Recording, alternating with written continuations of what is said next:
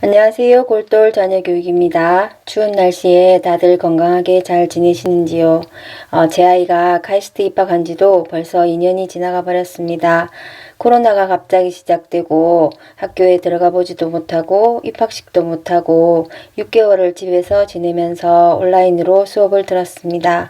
카이스트는 합격하면 영어 시험을 쳐서 일정 점수가 나오지 않으면 입학 전에 영어 캠프를 하게 됩니다.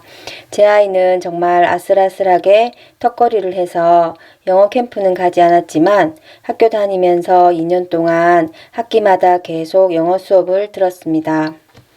그때 힘들게 영어 캠프한 친구들은 그 당시에는 학교 안에서 수업하고 기숙사에서 지내면서 힘들게 아침부터 저녁까지 강의를 듣고 했겠지만 제 아이 말로는 그때 영어 캠프한 친구들은 코로나 시작되기 전이었기에 20학번 중 유일하게 대면 수업하고 친구들도 만나고 학교 생활을 짧게나마 제대로 누려본 친구들이었다고 합니다.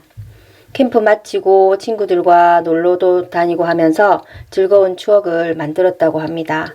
지금은 영어 캠프도 비대면으로 하고 있어서 더 힘들 것 같습니다. 카이스트는 모든 수업을 영어로 하고 있습니다. 제 아이도 영어는 늘 자신이 없어서 처음 1년 동안은 많이 힘들어 했었습니다. 2학년에 올라가서는 강의를 듣고 또 말하는 것에 별 어려움이 없다고 합니다. 지금 영어를 유창하게 잘하거나 또 토익이나 토플 점수가 높은 편이 아니기 때문에 지금부터 영어를 또 꾸준히 준비를 하고 있습니다. 과학고 다닐 때나 카이스트 입학시험 칠 때는 영어의 비중이 그리 큰 것이 아닙니다. 하지만 대학에 들어와서는 영어를 잘하면 또 다른 기회들이 많은 것 같습니다. 학부 과정 중에 해외 대학 교류 프로그램이 있는데 2학년을 마치고 교환학생을 한 학기 정도 다녀올 수 있고 또 방학을 이용해서 외국 대학에 갔다 올 수 있다고 합니다. 스피킹 연습이 충분히 되어 있으면 아무래도 교환학생이나 나중에 원하는 대학원을 갈 때도 유리할 것 같습니다. 1학년 때는 6개월 정도 집에서 비대면 수업을 하더니 1학년 2학기 때는 짐을 싸서 기숙사로 들어갔습니다. 새로운 경험을 많이 해보라는 외삼촌의 조언대로 친구들과 창업을 해보겠다고 아이디어를 내고 공모전에도 나가보기도 하였습니다. 앞으로 공부를 계속할지 창업을 할지 모르겠지만 철없던 대학 1학년 때의 경험이 나중에 조금이나마 도움이 되리라 생각됩니다. 카이스트 다니면서 좋았던 점은 카이스트 안에 병원이 있다는 것이었습니다. 멀리 떨어져 있어서 아프면 어떡하나 걱정이 많이 되었었는데 학교 내에 병원이 있어서 조금은 안심이 되었습니다. 저번 영상에서도 얘기했었지만 제 아이가 고막이 없는 상태로 중학교, 고등학교 시절을 보내고 대학에 입학을 했었습니다.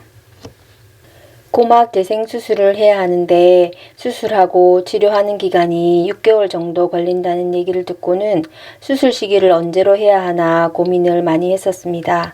카이스트 안에 있는 이비인후과 병원에 진료를 하러 간 적이 있었습니다. 그때 그 의사 선생님이 제 아이 귀를 보시고는 빨리 수술을 하라고 더 시간이 늦어지면 청력이 점점 나빠질 수 있다고 그렇게 말씀을 하셨습니다. 그래서 1학년 2학기 기말고사 마치는 그날 수술 날짜를 잡고 내려와서 수술을 하였습니다. 그러니까 1학년 겨울방학은 수술하고 병원 왔다 갔다 하면서 집에서 보내었습니다. 그 선생님 덕분에 그래도 미루지 않고 빨리 수술을 할 수 있었고 지금은 수술이 잘 되어서 고막도 생기고 청력도 많이 좋아졌습니다. 카이스트 안에 있는 병원은 또 학생들에게 진료비도 많은 혜택을 줍니다. 2학년 올라와서 가보니까 이비인후과는 없어지고 피부과가 생겼다고 합니다. 카이스트 병원에서 가장 인기 있는 과는 피부과 또 정신과라고 합니다. 그리고 스트레스 클리닉도 있다고 하네요. 피부과는 아무래도 대학생이다 보니까 피부 미용에 관심이 있을 수도 있고 코로나 때문에 마스크를 쓰다 보니까 다들 피부가 좋지 않아서 인기가 많을 거라고 생각이 듭니다. 그리고 얼마 전에 기사에서 대학생 우울증에 대해서 본 적이 있습니다. 초등학교, 중학교, 고등학교 시절 열심히 앞만 보고 달려와서 목표한 것을 이루고 대학에 입학을 했는데 대학에 와서는 목표를 상실하고 힘들어하는 친구들도 있고 또 어려운 공부를 따라가지 못해서 힘들어하는 친구들도 많다고 합니다. 고등학교 때 상위권 친구들이 또 대학에 와서는 그 속에서 또 비교당하고 열등감을 느끼고 좌절감을 맛보고 심한 스트레스를 받는다고 합니다. 제 아이도 사실 과학고 3년을 보내고 왔는데도 너무 뛰어난 아이들이 많다 보니 첫 중간고사를 쳐보고는 공부가 너무 어렵다고 얘기를 했었습니다. 2학년이 지난 지금은 공부가 어렵긴 한데 재미는 있다고 하길래 그래 재밌으면 됐어 하고 얘기를 해주었습니다. 친구들과 얘기해보면 다들 나름대로 고민이 많다고 합니다. 제 아이도 1학년 마치고 학과를 정할 때도 한동안 고민을 하고 결정을 했었고 지금도 군대 문제 또 대학원 결정 문제 등 나름 생각하고 결정해야 되는 부분이 많은 것 같습니다. 고등학교 때까지는 그래도 어느 정도 부모가 도와줄 수 있었지만 지금부터는 저희들도 잘 모르는 부분이 많으니까 좋은 교수님, 좋은 선배님들을 만나서 도움을 받을 수 있기를 그리고 아이에게 가장 좋은 길로 인도해 주시길 기도하면서 지켜볼 수밖에 없습니다. 요번 겨울방학 1월달 한 달 동안은 학교에서 개별 연구를 한다고 합니다. 뭘 하는 건지 물어보니까 고등학교 때 했던 R&E와 비슷한 거라고 합니다. 교수님과 면담을 하고 그 연구실에 가서 아침부터 오후까지 실험도 하고 공부도 하면서 새로운 것을 배워가고 있다고 합니다. 계속 앉아 있다 보니까 체력의 중요성을 깨닫게 된다고 이제부터는 운동도 열심히 해야겠다고 하네요. 앞으로 어떤 길로 나아갈지 잘 모르겠지만 기도하는 마음으로 지켜보려고 합니다.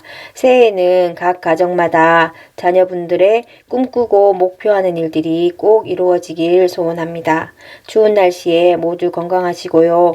오늘도 제 얘기 들어주셔서 감사합니다.